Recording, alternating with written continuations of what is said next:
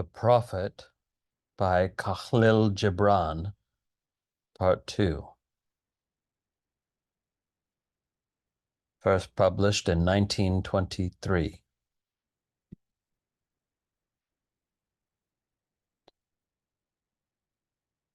Then Almitra spoke again and said, "And what of marriage, Master?" And he answered, saying, "You were born together, and together you shall be forevermore. You shall be together when the white wings of death scatter your days. Aye, you shall be together even in the silent memory of God. But let there be spaces in your togetherness, and let the winds of the heavens dance between you. Love one another, but make not a bond of love. Let it rather be a moving sea between the shores of your souls. Fill each other's cup, but drink not from one cup. Give one another of your bread, but eat not from the same loaf. Sing and dance and be joyous, but let each one of you be alone, even as the strings of a lute are alone, though they quiver with the same music. Give your hearts, but not into each other's keeping, for only the hand of life can contain your hearts.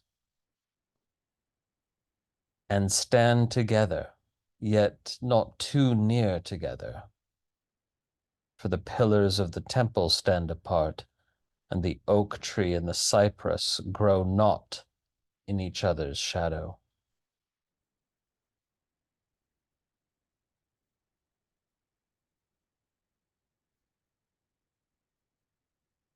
And a woman who held a babe against her bosom said, "Speak to us of children." And he said, "Your children are not your children. They are the sons and daughters of life's longing for itself. They come through you, but not from you. And though they are with you, yet they belong not to you. You may give them your love, but not your thoughts, for they have their own thoughts. You may house their bodies, but not their souls, for their souls dwell in the house of tomorrow, which you cannot visit, not even in your dreams. You may strive to be like them, but seek not to make them like you. For life goes not backward, nor tarries with yesterday. You are the bows from which your children as living arrows are sent forth. The archer sees the mark upon the path of the infinite, and he bends you with his might, that his arrows may go swift and far. Let your bending in the archer's hand be for gladness, for even as he loves the arrow that flies, so he loves also the bow that is stable.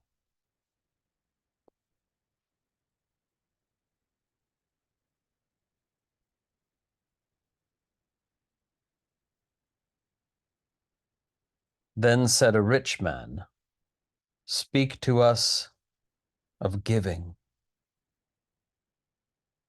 And he answered,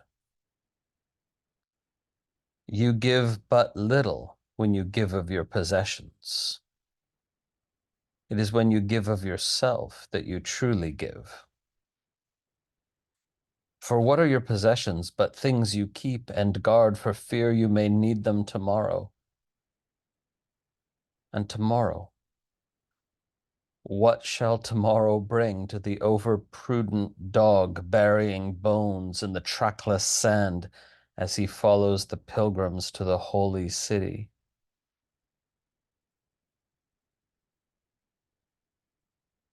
And what is fear of need but need itself?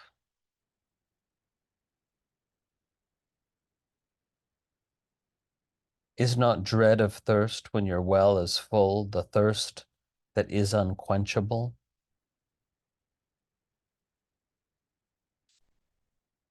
There are those who give little of the much which they have, and they give it for recognition, and their hidden desire makes their gifts unwholesome.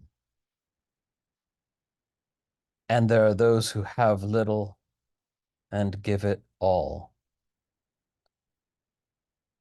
These are the believers in life and the bounty of life, and their coffer is never empty.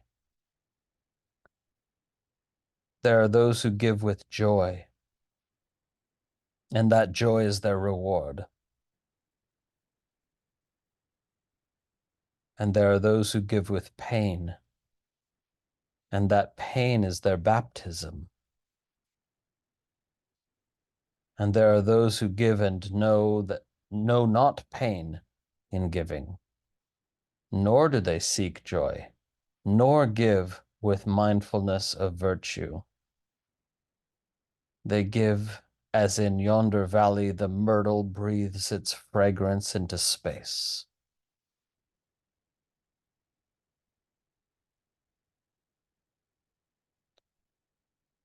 Through the hands of such as these, God speaks, and from behind their eyes, he smiles upon the earth.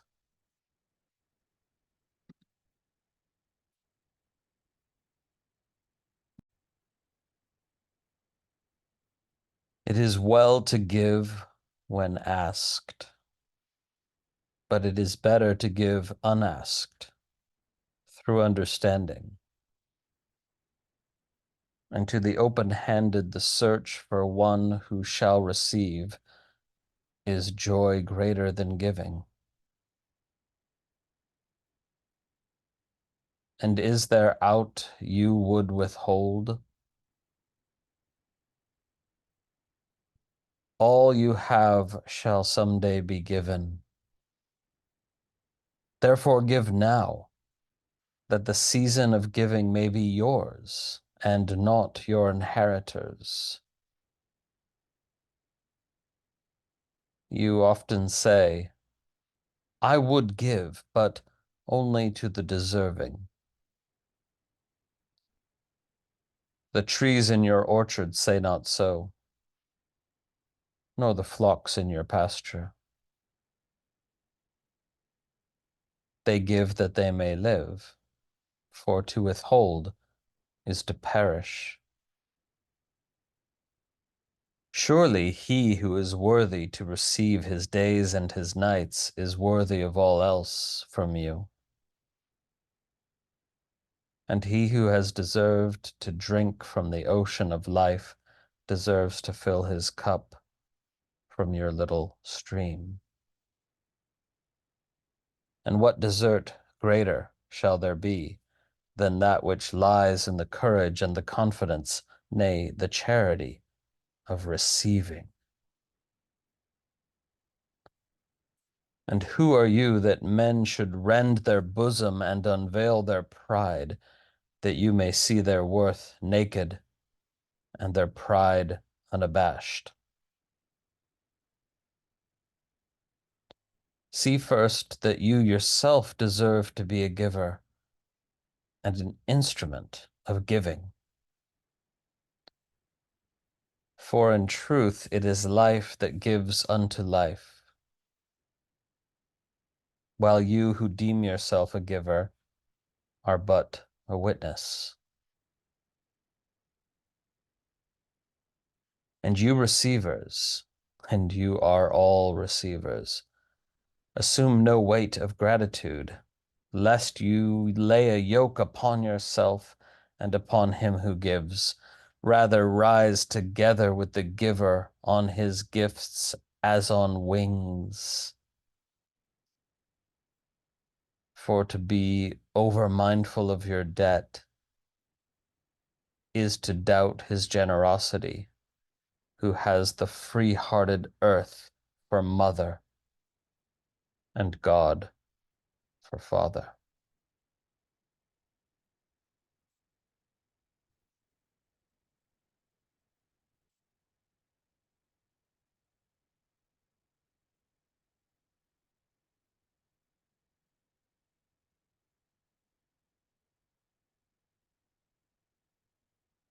Then an old man, a keeper of an inn, said, "Speak to us of eating and drinking." And he said, "Would that you could live on the fragrance of the earth, and like an air plant be sustained by the light. But since you must kill to eat, and rob the newly born of its mother's milk to quench your thirst, let it then be an act of worship, and let your board stand an altar on which the pure and the innocent of forest and plain are sacrificed for that which is purer and still more innocent in us."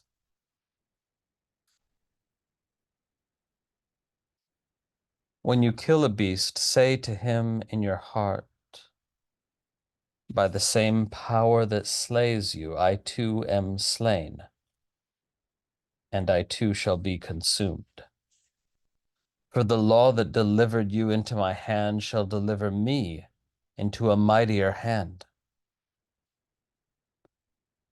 Your blood and my blood is naught but the sap that feeds the tree of heaven."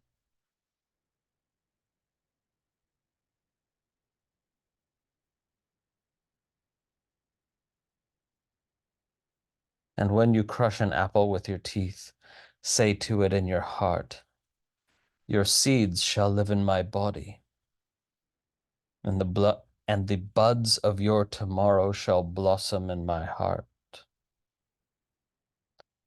and your fragrance shall be my breath, and together we shall rejoice through all the seasons."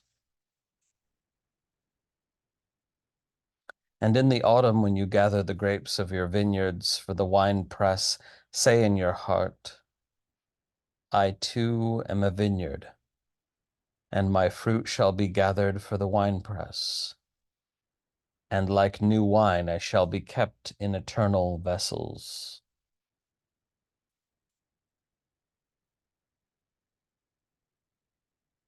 And in winter, when you draw the wine, let there be in your heart a song for each cup. And let there be in the song a remembrance for the autumn days, and for the vineyard, and for the winepress.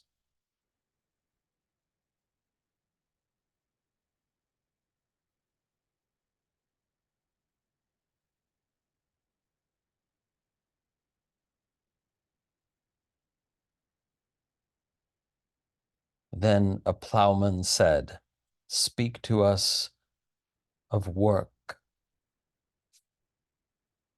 And he answered, saying, "You work that you may keep pace with the earth and the soul of the earth. For to be idle is to become a stranger unto the seasons, and to step out of life's procession that marches in majesty and proud submission towards the infinite.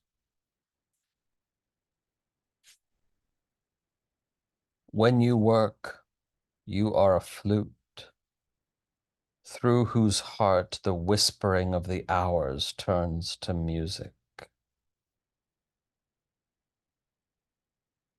Which of you would be a reed, dumb and silent, when all else sings together in unison?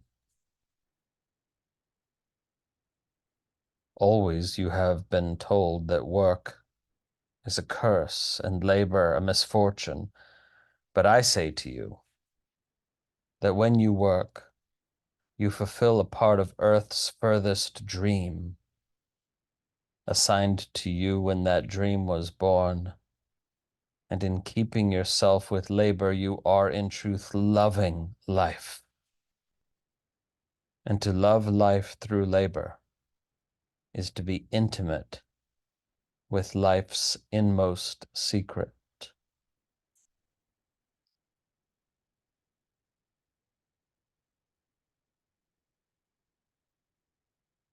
But if you in your pain call birth an affliction, and the support of the flesh a curse written upon your brow, then I answer that nought but the sweat of your brow shall wash away that which is written.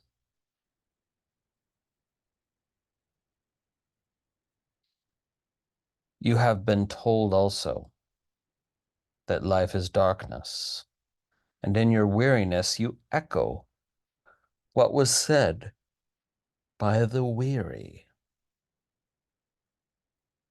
And I say that life is indeed darkness, save when there is urge. And all urge is blind, save when there is knowledge. And all knowledge is vain, save when there is work. And all work is empty, save when there is love. And when you work with love, you bind yourself and to one another and to God.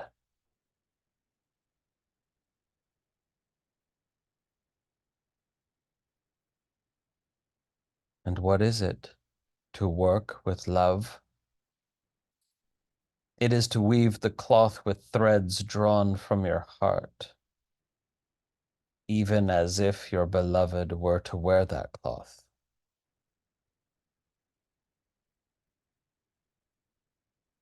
It is to build a house with affection, even as if your beloved were to dwell in that house. It is to sow seeds with tenderness and reap the harvest with joy, even as if your beloved were to eat the fruit. It is to charge all things you fashion with the breath of your own spirit, and to know that all the blessed dead are standing about you and watching.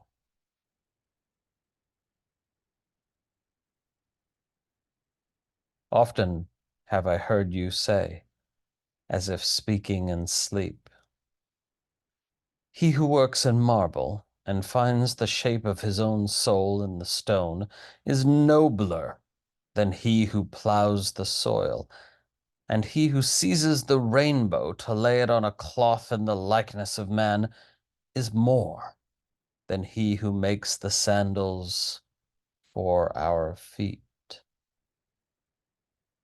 But I say, not in sleep, but in the over-wakefulness of noontide, that the wind speaks not more sweetly to the giant oaks than to the least of all the blades of grass. And he alone is great who turns the voice of the wind into a song made sweeter by his own loving.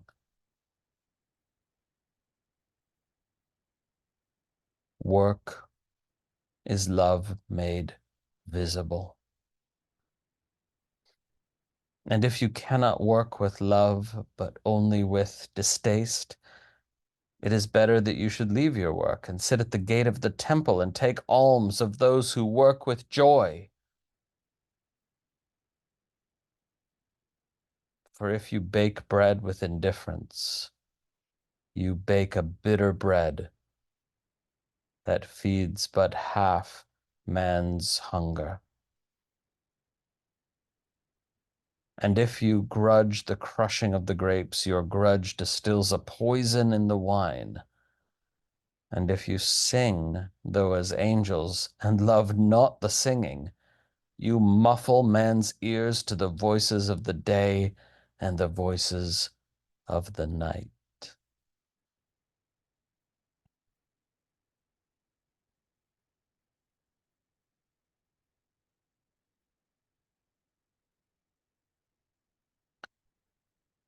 Then a woman said, "Speak to us of joy and sorrow."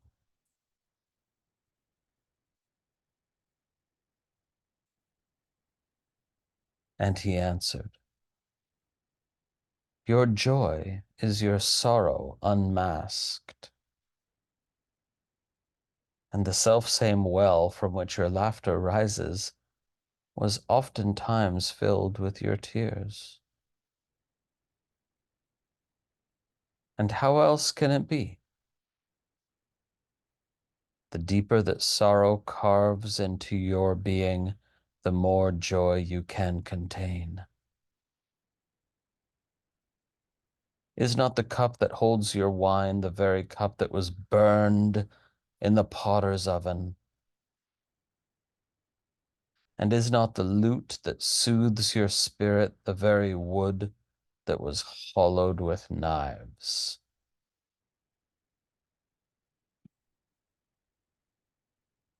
When you are joyous, look deep into your heart, and you shall find it is only that which has given you sorrow that is giving you joy.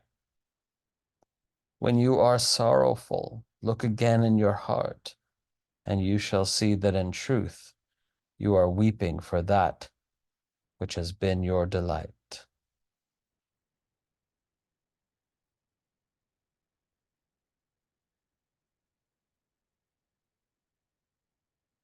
Some of you say, "Joy is greater than sorrow," and others say, "Nay, sorrow is the greater." But I say unto you, they are inseparable. Together they come. And when one sits alone with you at your board, remember that the other is asleep upon your bed. Verily, you are suspended like scales between your sorrow and your joy. Only when you are empty are you at standstill and balanced.